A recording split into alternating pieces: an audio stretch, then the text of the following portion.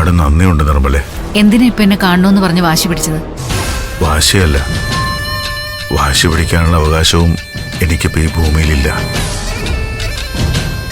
ഒരസുഖം വന്ന് നമ്മുടെ ആയുസ് അറ്റുപോകുമെന്ന് ഉറപ്പായി കഴിയുമ്പോഴാണ് ജീവിതത്തിൽ ചെയ്തു കൂട്ടിയ തെറ്റുകളെ കുറിച്ച് നമ്മൾ ചിന്തിച്ചു തുടങ്ങുന്നത്. നമ്മളെന്ന് പറയണ്ട, നിങ്ങൾ അങ്ങനെ ആയിരിക്കും.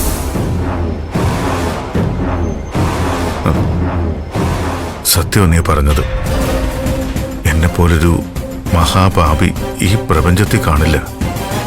യഥാർത്ഥ പ്രണയം തന്നവളെ ചതിച്ചു കളഞ്ഞവനാ ഞാൻ. സ്വന്തം രക്തത്തിൽ പിറന്ന കുഞ്ഞിനെ കൊന്നുകളയാൻ ആവശ്യപ്പെട്ടവനാ. നിന്റെ പുറകെ നടന്ന് നിന്നെ ദ്രോഹിക്കാവുന്നതിൻ്റെ അങ്ങേയറ്റം ദ്രോഹിച്ചവനാ ഞാൻ. എനിക്കിപ്പോ ഈ ഭൂമിയിൽ ശത്രുക്കളില്ല നിർമ്മലേ.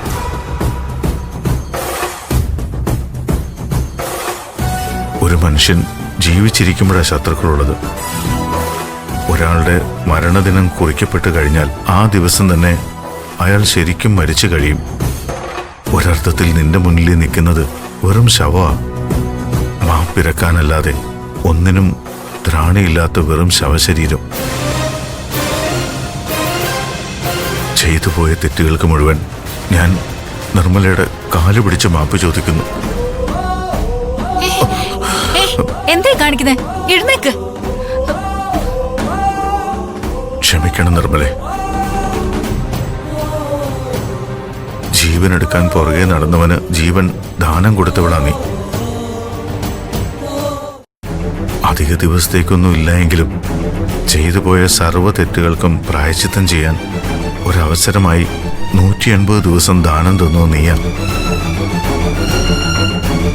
ആ നിന്റെ മുന്നിലല്ലാതെ പിന്നെ ആരുടെ മുമ്പിലാണ് ഞാൻ മാപ്പിരക്കേണ്ടത്? എന്നോട് ക്ഷമിച്ചു എന്നൊരു വാക്ക് പറഞ്ഞൂടെ നിനക്ക്? പ്ലീസ് നിർമ്മലേ. ഇത് നിങ്ങളുടെ പുതിയ നാടകമാണെന്ന് മനസ്സിലാക്കാനുള്ള സാമാന്യ ബുദ്ധിയൊക്കെ എനിക്കുണ്ട് CKC. അത്ര പെട്ടെന്നൊന്നും നിങ്ങളെ വിശ്വസിക്കാനോ നിങ്ങളോട് ക്ഷമിക്കാനോ എനിക്കാവില്ല. മരണം മുന്നിൽ കാണുന്ന എനിക്ക് ഇനി എന്റെ മനസ്സ് തുറന്നു കാട്ടാൻ എന്താ വഴിയെന്ന് അറിയില്ല. പക്ഷെ എനിക്ക് എന്നെ ബോധ്യപ്പെടുത്തിയേ പറ്റൂ. ഒരു കാര്യം ചെയ്യും, വാ പ്ലീസ്, എന്റെ കൂടെ വാ.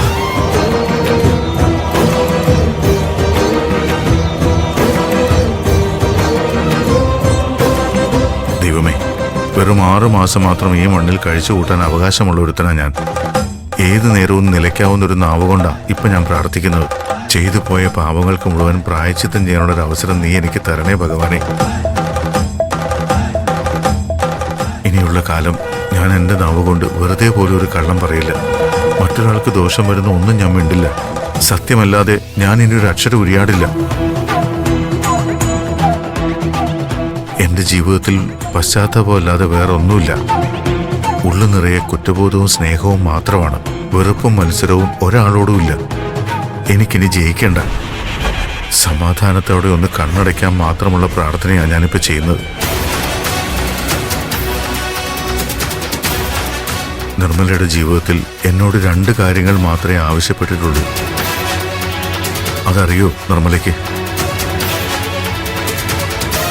അതിലൊന്ന്, നിന്റെ വയറ്റിൽ എൻ്റെ കുഞ്ഞ് പിറന്നുവെന്ന് അറിഞ്ഞതിന് ശേഷം ഒരു താലിച്ചരടുമായി വന്ന് അതെൻ്റെ കഴുത്തിൽ കെട്ടിത്തരണമെന്ന് നീ ആവശ്യപ്പെട്ടതായിരുന്നു. ആ ആവശ്യം ഞാൻ കേട്ടതായി പോലും നടിച്ചില്ല.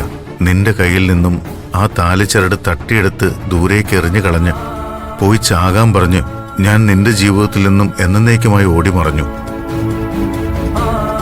പിന്നെ 30 വർഷങ്ങൾക്ക് ശേഷം ഒരാവശ്യവുമായി നീ വീണ്ടും എൻ്റെ മുമ്പിൽ വന്നു.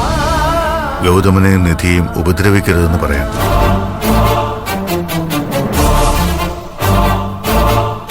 നിനക്ക് അവരോടുള്ള കടപ്പാടെന്താണെന്ന് എനിക്കറിയില്ല. പക്ഷേ ആ ആവശ്യത്തിൽ ഒരു ആത്മാർത്ഥതയുണ്ടെന്ന് എനിക്കിപ്പോൾ ബോധ്യമായി. അതുകൊണ്ട് ഇവിടെ വെച്ച്, ഈ ദൈവസന്നിധിയിൽ വെച്ച് ഞാൻ നിനക്ക് സത്യം ചെയ്തു തരുന്നു.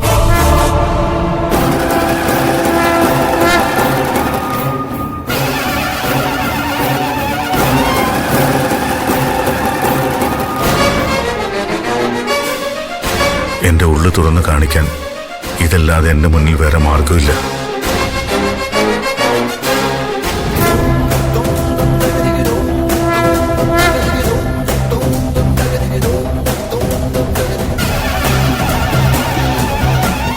ദൈവസത്യമായിട്ട്, എന്റെ മരണം കുറിച്ച് വെച്ച ഭഗവാൻ സത്യമായിട്ട്, എന്റെ മുന്നിൽ നിൽക്കുന്ന നിർമ്മല എന്ന നീ സത്യമായിട്ട്, നിന്നിൽ എനിക്ക് പിറന്ന മകൻ സത്യമായിട്ട്,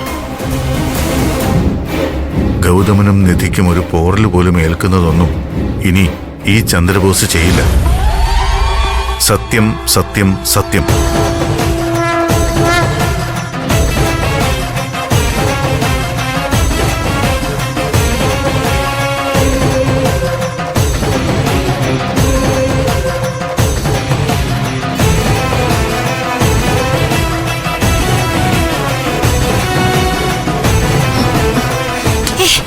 എന്തോന്നാ സി കെ സി കാണിക്കുന്നേ?